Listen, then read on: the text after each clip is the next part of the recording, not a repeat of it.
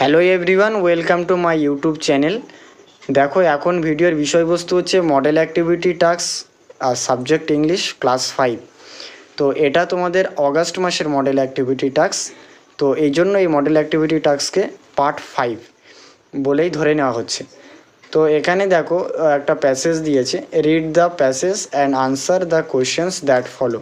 প্যাসেজটা পড়তে হবে, তারপরে যে আনসারগুলো দেওয়া আছে সেগুলো প্যাসেজের বিষয়বস্তু বুঝে নিয়ে তোমাকে আনসার করতে হবে। তো এখানে আমি প্যাসেজটা পড়ে তার বাংলা মানেটা তোমাদেরকে একবার বুঝে দেওয়ার চেষ্টা করছি, তোমরা একবার দেখে নাও। There was quite a number of good teachers in our school. যে আমাদের স্কুলে বেশ অনেকজনই ভালো শিক্ষক রয়েছেন। BD Roy taught us English. দেখো, তার মধ্যে বিডি রয় ওনার আমাদেরকে কি পড়াতেন না, ইংলিশ পড়াতেন। তো এটা নিয়ে কিন্তু তোমাদের এমসিকিউ আছে।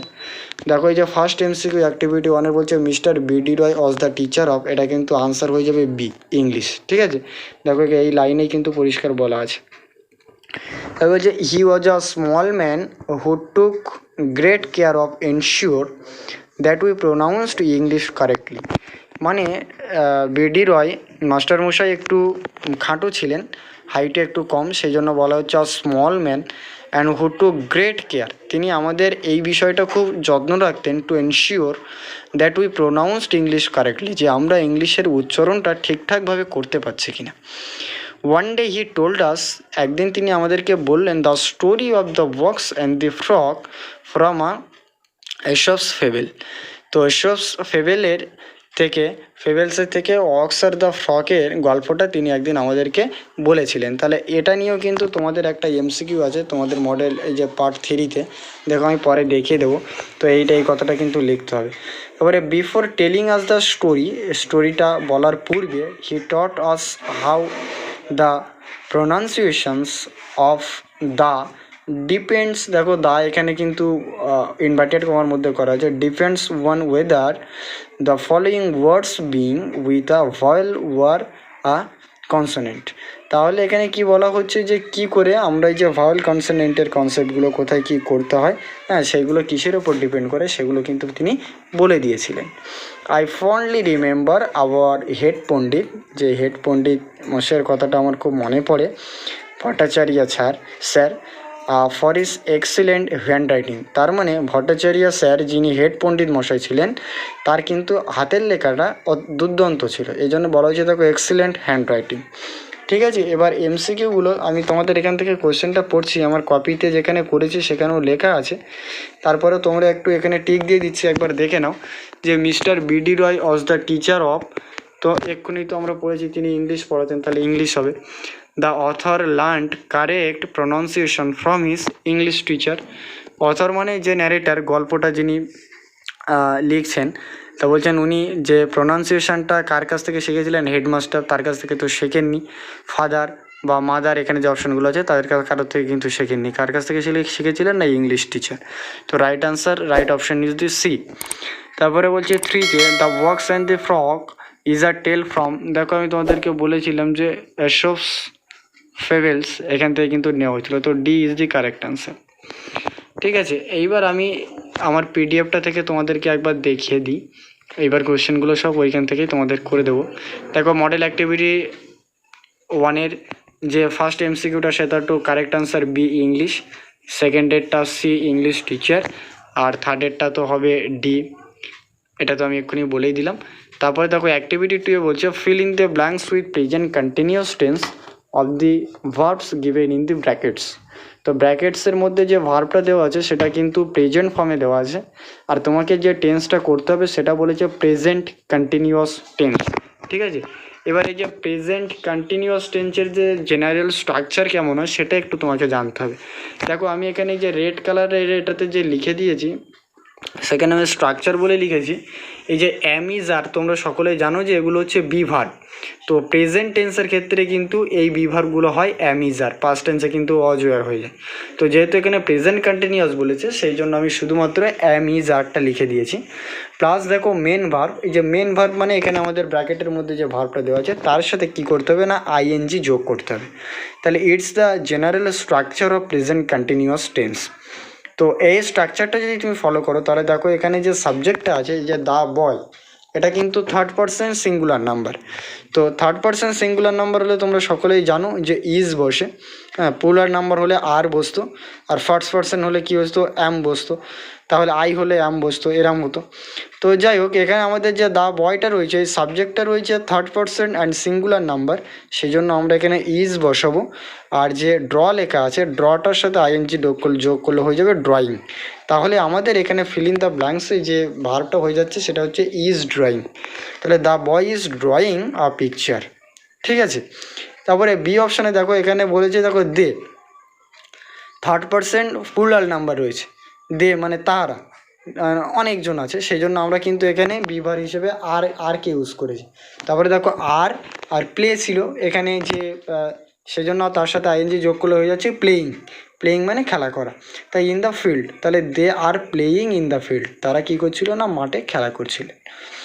তারপরে দেখো সি এর অপশানে বলা হচ্ছে যে রঞ্জন, যেখানে রাইট বলা আছে আর লেটার, দেখো এটা রাইট থেকে আমরা রাইটিং আইএনজি যোগ করবো। আর দেখো এটা রঞ্জন একজনের নাম আছে, তাহলে কি থার্ড পারসন এবং একজন বলেছে সেজন্য সিঙ্গুলার নাম্বার, এই জন্য আমরা বি ভার্ব হিসেবে ইজ ইউজ করব।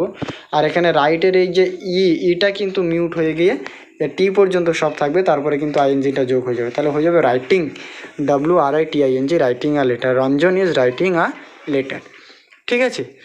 তারপরে তোমরা দেখো এখানে তোমাদের অ্যাক্টিভিটি 3-তে যেটা বলা হয়েছে, যে বলছে identify the subject and predicate of the following sentences.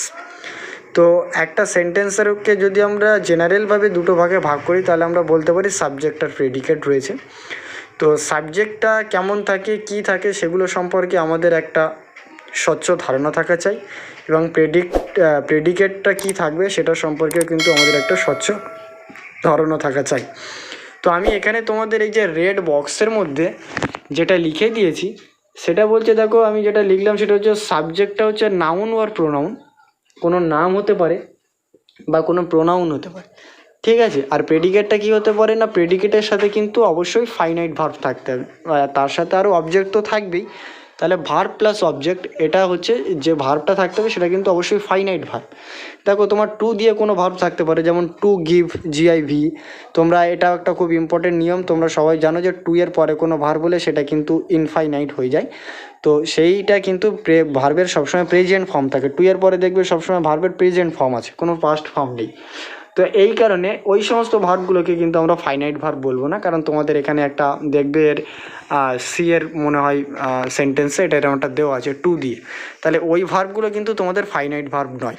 তাহলে এটা একটু তোমাদের ফার্স্ট বুঝে রাখতে হবে যে সাবজেক্টটা কী হতে পারে। আর এটা তোমাদের একটা জেনারেল অবজারভেশন বা ভিউ, সাবজেক্ট কিন্তু সবসময় কী থাকে না প্রথমেই থাকে। তো সেন্টেন্সের স্ট্রাকচার হলো subject plus verb plus object, ঠিক আছে। এখানে যে ভার্ব প্লাস অবজেক্ট এটাকেই আমরা বলছি যে প্রেডিকেট হিসেবে নিচ্ছি। তো এখানে ফার্স্ট যে সেন্টেন্সটা দেওয়া আছে সেখানে বলছে the sun rises in the east, যে সূর্য পূর্ব দিকে উদিত হয়। এইবার এই সেন্টেন্সটাকে যদি তুমি ভাগ করো এখানে, তাহলে দেখো যে দ্য সান, এটা হচ্ছে তোমার সাবজেক্ট মানে সূর্য, আর এই যে রাইজেস মানে উদিত হওয়া, এইটা হচ্ছে তোমার ফাইনাইট ভার্ব, আর তার সাথে ইন দ্য ইস্ট এটা হচ্ছে তোমার অবজেক্ট। তাহলে এই যে rises in the rises in the east, এটা কিন্তু তোমার হয়ে যাচ্ছে প্রেডিকেটের মধ্যে, আর দ্য সানটা কিন্তু তোমার হচ্ছে সাবজেক্ট। তাহলে এটা খুবই সোজা, দুই একবার একটু মাথায় রাখলেই কিন্তু হয়ে যায়, অসুবিধা কিছু নেই, খুব একটা শক্ত কঠিন গ্রামার কিছু নয়। তারপরে দেখো এখানে যে বি এর যে তোমাদের সেন্টেন্সটা ছিল সেখানে বলছে যে my brother is singing a song. তাহলে এই যে এখানে তোমাদের যে বলা হলো যে মাই ব্রাদার, তাহলে তোমাদের সাবজেক্টটা হবে এখানে মাই ব্রাদারটা, আর ইজ সিঙ্গিং আ স্যাং, এটা সং, তাহলে এটা হয়ে যাবে প্রেডিকেট। এবার দেখো এখানে যে ইজ সিঙ্গিং, এই ইজ সিঙ্গিংটা তোমাদের হয়ে যাচ্ছে না ফাইনাইট ভার্ব, আর সংটা তোমরা যদি অবজেক্ট হিসেবে নাও তাহলে অবজেক্ট প্লাস ফাইনাইট ভার্ব, এটা কি হয়ে যাচ্ছে না predicate, is singing a song. আর দেখো মাই ব্রাদার এটা সেন্টেন্সের প্রথমেই আছে, তো এটা সাবজেক্টের মধ্যেই থেকে গেল। তারপরে সি এর যে সেন্টেন্সটা দেওয়া আছে সেখানে বলছে it is not easy to get pure drinking water. এইবার এইখানটার কথাই আমি তোমাদেরকে ফার্স্ট বলছিলাম। দেখো এখানে যে ইট আছে, এই ইটটা তো হয়ে গেল আমার সাবজেক্ট, এ নিয়ে কোনো সন্দেহ নেই। এবার দেখো এখানে একটা একটা ভার্ব রয়েছে, দেখো ইজ নট ইজি। তারপরে যে টু এর পরে দেখো গেট মানে পাওয়া, তোমরা সাধারণত গেটকেও কিন্তু একটা ভার্ব হিসেবে দেখো। তোমরা যদি ভার্বের থার্ড ফর্মগুলো মুখস্থ করো তাহলে get present form, got past form, আর গেট গট গটেন, তাহলে ওইগুলো হয়ে গেলো তোমার পাস্ট পার্টিসিপেল বা থার্ড ফর্ম। তাহলে যেহেতু এখানে টু আছে সেই জন্য দেখো আমি বলেছিলাম টু এর পরে সবসময় ভার্বের প্রেজেন্ট ফর্ম বসে, তো দেখো গেট প্রেজেন্ট ফর্মই বসেছে, আর এগুলোকে ইনফাইনাইট হয়ে গেছে, যার কারণে এটাকে অবজেক্টের মধ্যে চলে যাবে। আর এইখানের এই যে ইজটা আছে এটা কিন্তু ফাইনাইট ভার্ব, ঠিক আছে। তো তোমাকে লিখতে হবে এই 8টা সাবজেক্টের মধ্যে, আর ইজ থেকে এই ড্রিঙ্কিং ওয়াটার পর্যন্ত এটা পড়ে যাবে তোমার is not easy to get the pure drinking water, এটা হবে তোমার হচ্ছে প্রেডিকেট। তো এটা ছিল তোমার অ্যাক্টিভিটি 3। তারপরে অ্যাক্টিভিটি 4-এ খুব সোজা একটা রাইটিং দিয়েছে, বলছে right 5 sentence on my school, মানে আমার স্কুল সম্পর্কে একটা লিখতে 5টা সেন্টেন্স লিখতে বলেছে। তো মাই স্কুল বলে হেডিং দিয়ে তুমি লিখবে, মাই স্কুল বলে হেডিং দিয়ে এখানে লিখবে যে দেখো আমি এখানে 5টা খুব সোজা সোজা সেন্টেন্স লিখেছি, তোমাদের যে যার স্কুলের নামটা লিখে দিতে পারো, যে মাই স্কুল নেম ইজ, যেমন আমি এখানে লিখেছি একে ঘোষ মেমোরিয়াল স্কুল, তোমাদের নিজেদের স্কুলের নাম তোমরা লিখবে। তারপরে সেকেন্ড সেন্টেন্সে লিখবে যে our school is very big, our school is very big in area, ক্ষেত্রফলের দিক থেকে অনেকটাই বড়, উইথ আ বিগ প্লেগ্রাউন্ড, এবং একটা বড় খেলার মাঠ রয়েছে। And there are 20 classroom and many other classroom likes headmasters room, staffs room and hall room etcetera. তো তোমাদের এমনিতে 20টা ক্লাসরুম আমি এখানে মেনশান করেছি, তোমরা যে 20টাই লিখতে হবে তার কিছু মানে নেই, তোমরা তার আগে পরে কোনো ইয়েকেও কিন্তু ইউজ করতে পারো তোমাদের স্কুলে যতটা আছে। And many other room, like তোমরা জানো সবসময় যে প্রধান শিক্ষকের জন্য একটা আলাদা রুম থাকে, টিচার স্টাফদের জন্য রুম থাকে, তাছাড়া হল রুম থাকে, এবং অনেকগুলো রুম আরও থাকতে পারে এক্সট্রা, সেগুলো তোমরা কিন্তু মেনশন এখানে করতে পারো। তারপরে এখানে 4 নম্বর যে সেন্টেন্স আছে সেখানে বলছে on the side of playground, বলছে যেখানে আমাদের খেলার মাঠটা আছে তারই একটা পাশে there is a flowers garden, সেখানে একটা ফুলের বাগান আছে। আর 5 নম্বর যে সেন্টেন্সটা, there is a very big library with different kind of books, মানে আমাদের স্কুলে একটা বড় লাইব্রেরি আছে, সেখানে বিভিন্ন ধরনের বই আছে। তোমরা এখানে এটা একটু বাড়াতেও পারে, like story books, science related books, এরম কিছু তোমরা বলতেই পারো। তো এটা ছিল তোমাদের মডেল অ্যাক্টিভিটি টাস্ক 5 অগস্ট মাসের। তো অবশ্যই তোমাদের ভিডিওটা ভালো লাগলে তোমরা লাইক করে দিও, বন্ধুদের সাথে শেয়ার করে নিও, আর কোথাও বুঝতে না পারলে আমাকে কমেন্ট করো।